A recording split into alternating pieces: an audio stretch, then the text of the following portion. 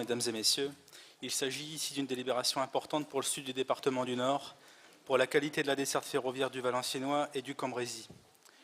En effet, l'Ourcq se situe à mi-chemin entre Cambrai et Valenciennes, sur cet axe ferroviaire extrêmement important pour ces deux territoires.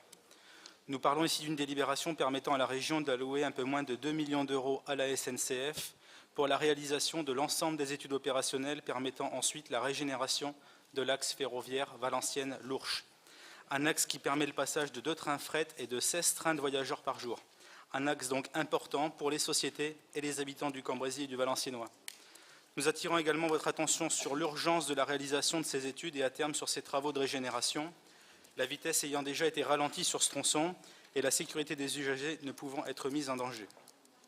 Une interruption de la circulation sur cet axe est annoncée par SNCF Réseau d'ici à 2020 si rien n'est fait.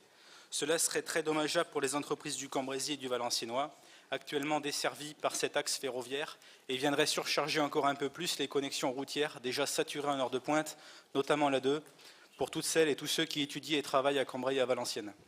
De plus, il existe un fort potentiel de développement du fret dans le Valenciennois avec les productions automobiles et ferroviaires, mais aussi dans le Cambrésis, avec la future plateforme multimodale du canal Seine-Nord-Europe à Marquion, une plateforme qui devra être reliée par un tronçon ferroviaire jusqu'à Cambrai et donc au Valenciennois via l'Ourcq.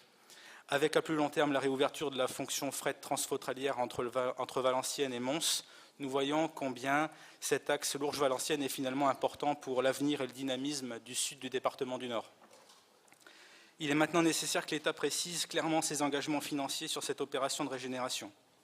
En attendant, mesdames et messieurs, nous vous demandons de permettre à notre région de faire réaliser les études opérationnelles et d'adopter la convention relative au financement de ces études. Je vous remercie.